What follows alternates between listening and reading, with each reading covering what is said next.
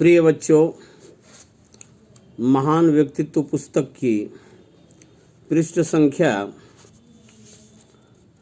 112 खोलिए।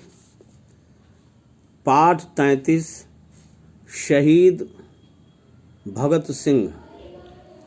मेरे साथ आप लोग भी शब्दों और वाक्यों का शुद्ध उच्चारण करते हुए पढ़िए। उस दिन सुबह वीरा स्कूल के लिए कहकर घर से निकला। संध्या हो गई थी लेकिन घर नहीं लौटा।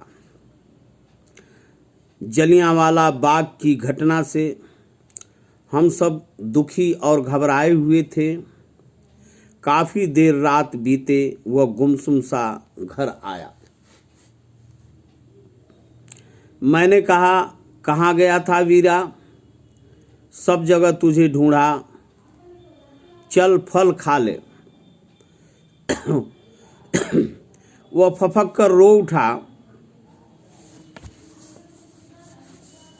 मैंने उसे आम तौर पर कभी रोते हुए नहीं देखा था।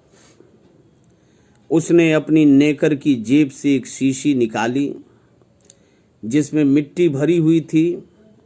उसने कहा, मिट्टी नहीं अमरो, यह शहीद का खून है। उस शीशी से वह रोज खेलता, उसे चूमता और उसमें भरी हुई मिट्टी से तिलक लगाता, फिर स्कूल जाता। यह कथन भगत सिंह की बड़ी बहन अमरों के संस्मरण से लिए गए। संस्मरण यानी अपने भाई को याद करना। अमरों का यही वीरा मन भाई आगे चलकर महान क्रांतिकारी भगत सिंह के नाम से विख्यात हुआ, मशहूर हुआ। भगत सिंह का जन्म लायलपुर, जो अब पाकिस्तान में है, लायलपुर जिले में 28 सितंबर सन 1907 को हुआ था। उस समय पूरे देश में अंग्रेजी शासन के खिलाफ विद्रोह की ज्वाला धधक रही थी। उनके पिता किशन सिंह अपने चारों भाइयों के साथ लाहौर की सेंट्रल जेल में बंद थे। माँ विद्यावती ने अत्यंत लाड़ दुलार के साथ उनका पालन पोषण किया। इस परिवार में संघर्ष और देशभक्ति की भावना कूट कूट कर भरी हुई थी, जिसका असर भगत सिंह पर भी पड़ा। इनकी बड़ी बहन का नाम अमरो था। भगत सिंह बचपन से ही असाधारण किस्म के कार्य किया करते थे। एक बार वे अपने पिता के साथ कहीं जा रहे थे। रास्ते में ही पिता के एक घनिष्ठ मित्र मिल गए जो अपने खेत में बुआई का काम कर रहे थे। मित्र को पाकर पिता उनसे हाल चाल पूछने लगे। भगत सिंह वहीं खेत में छोटे छोटे तिनके रोपने लगे।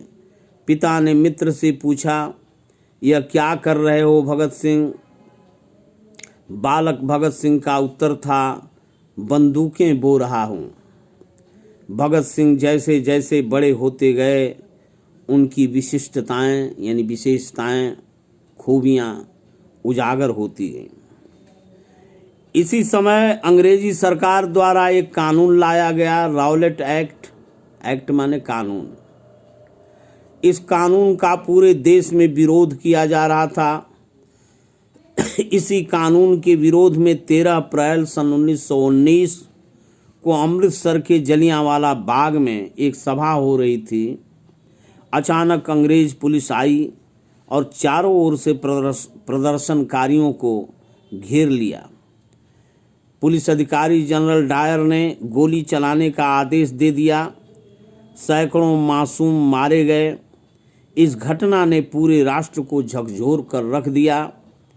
भगत सिंह के बलिदान पर इस घटना का इतना गहरा असर पड़ा कि उन्होंने बाघ की मिट्टी लेकर देश के लिए बलिदान होने की शपथ ली। आरंभिक पढ़ाई पूरी करने के बाद भगत सिंह आगे की शिक्षा के लिए नेशनल कॉलेज लाहौर गए। वहाँ उनकी मुलाकात सुखदेव और यशपाल से हुई। तीनों मित्र बन गए और क्रांतिकारी गतिविधियों में बढ़ चढ़कर भाग लेने लगे।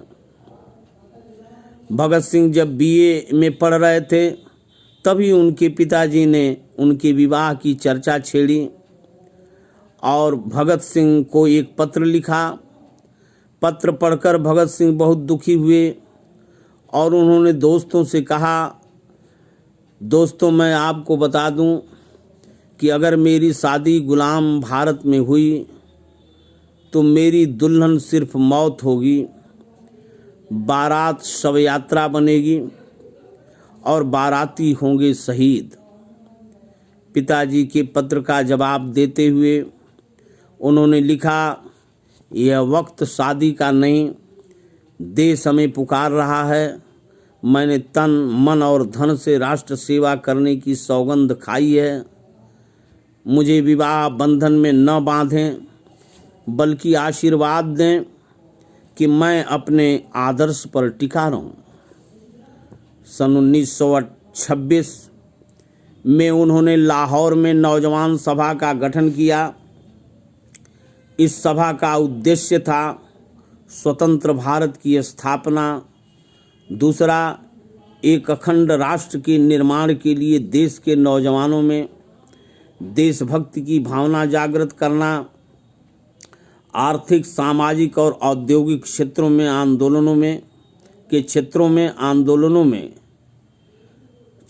के आंदोलनों में सहयोग प्रदान करना और किसानों और मजदूरों को संगठित करना। इसी बीच भगत सिंह की मुलाकात प्रसिद्ध क्रांतिकारी एवं देशभक्त गणेश शंकर विद्यार्थी से कानपुर में हुई। गणेश शंकर विद्यार्थी उस समय अपनी प्रखर पत्रकारिता से जनमानस को उद्वेलित करने का काम कर रहे थे। भगत सिंह उनके विचारों से इतने प्रभावित हुए कि कानपुर में ही उनके साथ मिलकर क्रांतिकारी गतिविधियों का संचालन करने लगे। लेकिन दादी माँ की अस्वस्थता के कारण उन्हें लाहौर लौटना पड़ा। लाहौर में उस समय सारी क्रांतिकारी गतिविधियां हिंदुस्तान रिपब्लिकन एसोसिएशन के बैनर तले संचालित हो रही थीं। भगत सिंह को एसोसिएशन का मंत्री बनाया गया।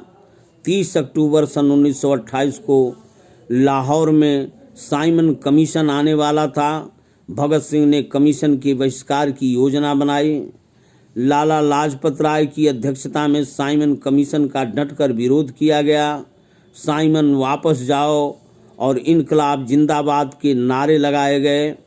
निरीह प्रदर्शनकारियों पर अंग्रेज पुलिस ने बर्बरतापूर्वक लाठी चार्ज किया। लाला लाजपत राय के सिर में गंभीर चोटें आईं जो बाद में उनकी मृत्यु का कारण बनी। इसी घटना से भगत सिंह व्यथित हो गए। आक्रोश में आकर उन्होंने पुलिस कमिश्नर सैंडर्स की हत्या कर दी और लाहौर से अंग्रेजों को चकमा देते हुए भाग निकले। अप्रैल सन 1929 में भगत सिंह और बटुकेश्वर दत्त ने दिल्ली की केंद्रीय असेंबली में बम फेंका और गिरफ्तारी दी। इस धमाके के साथ उन्होंने कुछ पर्चे भी फेंके। भगत सिंह और उनके साथियों पर सैंडर्स हत्याकांड तथा असेंबली बम कांड से संबंधित मुकदमा लाहौर में चलाया गया। मुकदमे के दौरान उन्हें और उनके साथियों को लाहौर के सेंट्रल जेल में रखा गया। जेल में कैदियों के साथ अच्छा व्यवहार नहीं किया जाता था। उन्हें प्राथमिक सुविधाएं और भोजन ठीक से नहीं दिया जाता था। भगत सिंह को यह बात ठीक नहीं लगी उन्होंने इसके विरोध स्वरूप भूख हड़ताल शुरू कर दी।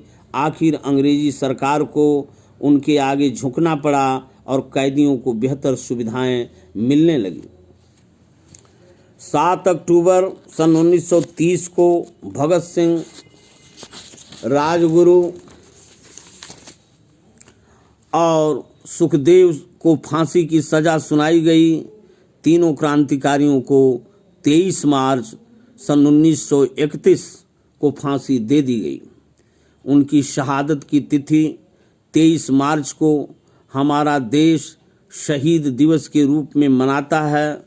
उनके क्रांतिकारी विचार, दर्शन और शहादत को यह देश कभी नहीं भुला सकेगा। शेष पाठ कल हम लोग पढ़ेंगे और प्रश्नों का उत्तर दिया जाएगा।